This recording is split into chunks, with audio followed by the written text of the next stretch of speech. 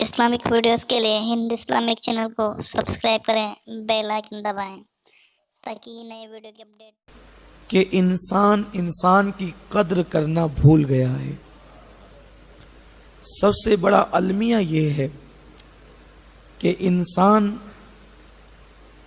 دوسرے انسان کو جو رسپیکٹ دینا چاہیے، دوسرے انسان کی جو اس کو عزت کرنا چاہیے، جو دلجوئی کرنا چاہیے، آج وہ ہماری قوم کے اندر نظر نہیں آ رہا ہے۔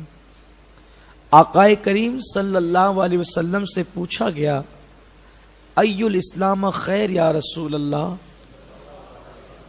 یا رسول اللہ سب سے بہترین اسلام کیا ہے؟ کون سا اسلام سب سے بہتر ہے؟ یا اسلام لانے کے بعد کون سا عمل سب سے بہتر ہے؟ تو میرے آقا صلی اللہ علیہ وسلم نے ارشاد فرمایا، جو مسلمان اپنے ہاتھ سے اور اپنی زبان سے دوسرے مسلمان کو تکلیف نہ پہنچائے، وہ مسلمان سب سے بہترین مسلمان ہے۔ ہمارا حال یہ ہے کہ ہم تسبیح پڑھنے والے کو بہترین کہتے ہیں، نماز کی کثرت کرنے والے کو بہترین کہتے ہیں، چہرے پہ بڑی داڑھی رکھنے والے کو بہترین کہتے ہیں، اچھا لباس پہننے والے کو بہترین کہتے ہیں، کثرت سے تلاوت کرنے والے کو بہترین کہتے ہیں۔ یہ ساری عبادتوں کی اہمیت اپنی جگہ ہے، لیکن اللہ کے رسول صلی اللہ علیہ وسلم نے جو معیار پیش کیا، سب سے اچھا انسان وہ ہے، سب سے بہترین انسان وہ ہے جو اپنے ہاتھ سے اور اپنی زبان سے دوسرے مسلمان کو تکلیف نہ پہنچائے۔ میرے پیارے آقا صلی اللہ علیہ وسلم کے پیارے دیوانوں، ہم مسجد کے اندر نمازیں پڑھیں لیکن مسجد سے باہر نکل کر دوسرے کو اذیت پہنچائیں، تو آپ مجھے بتائیں کہ ہماری نماز ہم کو برائی سے روک نہ سکی۔ اور آقا کریم صلی اللہ علیہ وسلم فرماتے ہیں کہ جس کی نماز اس کو برائی سے نہ روکے، ایسی نماز اس کو اللہ سے دور کر دیا کرتی ہے۔ میرے پیارے آقا صلی اللہ علیہ وسلم کے پیارے دیوانوں، تو اللہ تبارک و تعالیٰ نے ہمیں کیوں پیدا کیا؟ عبادتوں کی اہمیت اپنی جگہ ہے، لیکن یاد رکھیں، اگر ہم یہ سمجھتے ہیں کہ اللہ نے ہمیں رکوع کے لیے پیدا کیا، ہمیں سجدوں کے لیے پیدا کیا، ہمیں قیام کے لیے پیدا کیا، ہمیں تلاوت قرآن کے لیے پیدا کیا، یہ عبادتوں کا ایک حصہ ہے، یہ مکمل عبادت نہیں ہے۔ اللہ تبارک و تعالیٰ نے ہمیں اس لیے پیدا کیا۔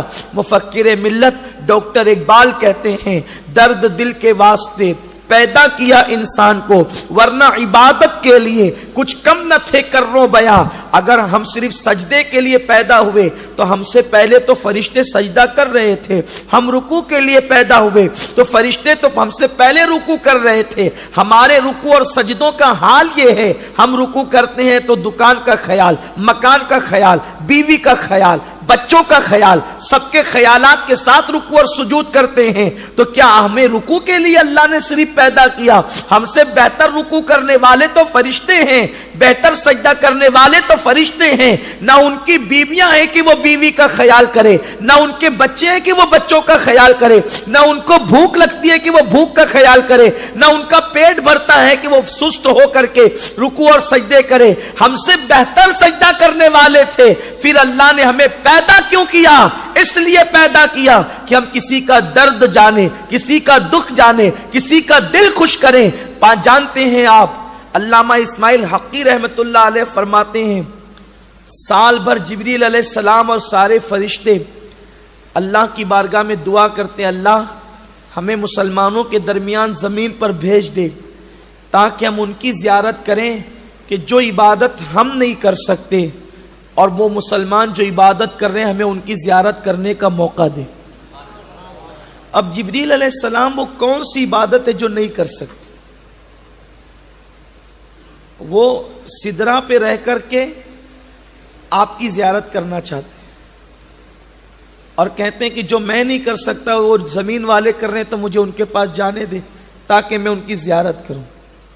کون سی عبادت؟ جبریل علیہ السلام کھاتے تو نہیں ہیں کہ اپنے برتن کا لقمہ اٹھا کر کسی کے منہ میں ڈال دیں، یہ وہی عبادت ہے جو جبریل کے بس کی نہیں اور اللہ آپ کو کرنے کی توفیق عطا کرتا.